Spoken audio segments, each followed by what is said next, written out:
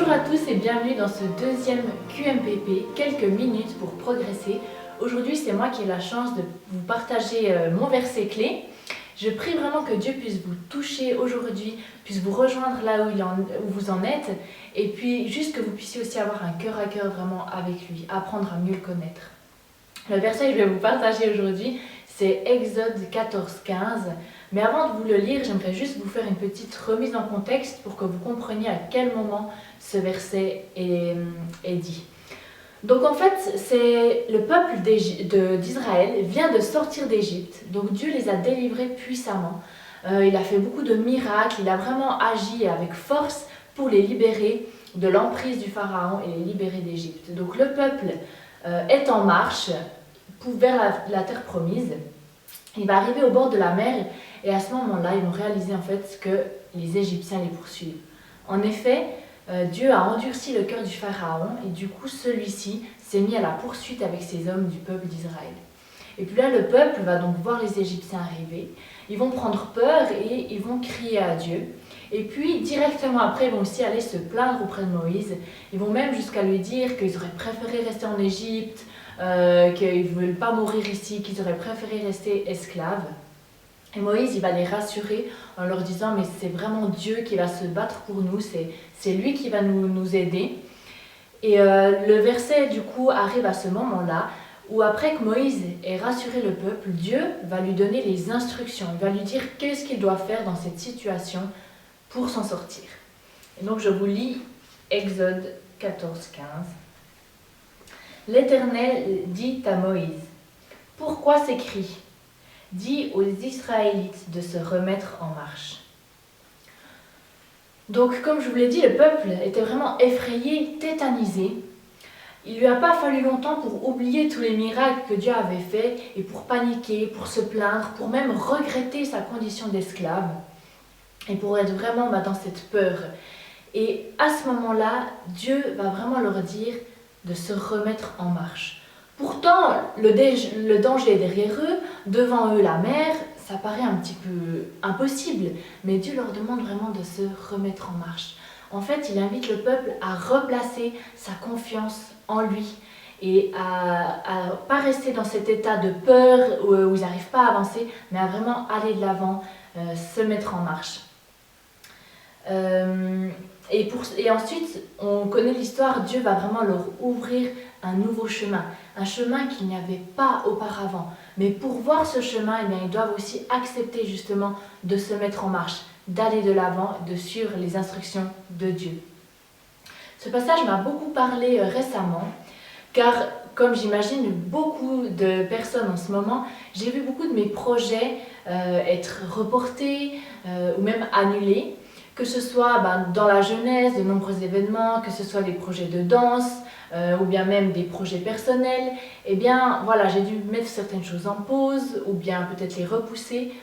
Et puis j'étais pas mal découragée de me dire mais à quoi ça sert? Est-ce que vraiment ça vaut encore la peine dans cette période?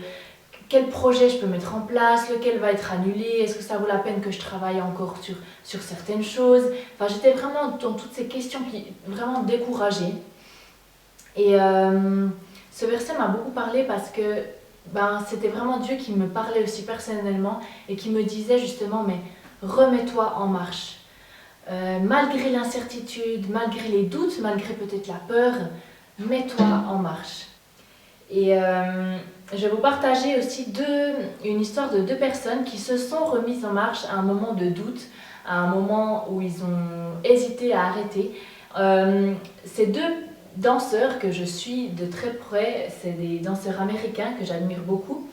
Et puis en fait, ils ont partagé il y a quelque temps qu'il y a plusieurs années de ça, ils avaient vraiment eu un gros moment de doute dans leur carrière et puis ils avaient vraiment hésité à arrêter la danse. Ils avaient déjà un beau parcours, mais là ils hésitaient vraiment à arrêter la danse, ils étaient vraiment découragés.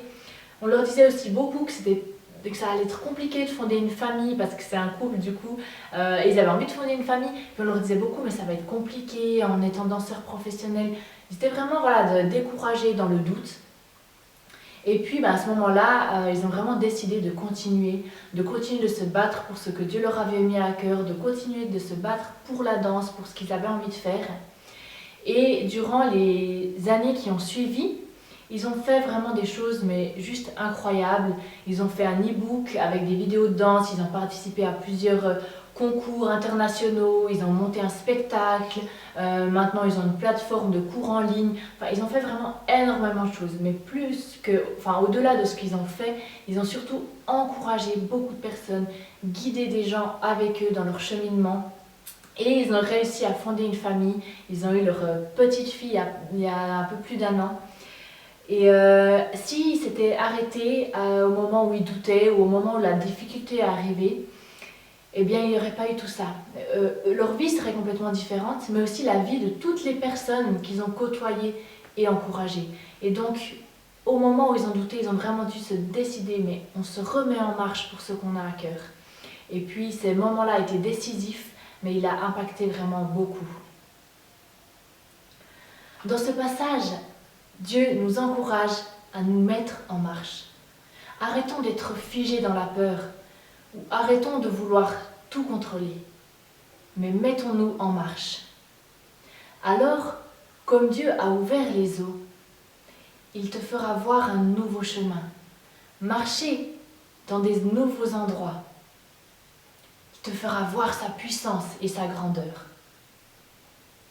Aujourd'hui, je voudrais t'inviter à prendre ce passage vraiment pour toi. Dieu te demande de te remettre en marche. Je ne sais pas dans quel domaine exactement Dieu t'appelle à te mettre en marche.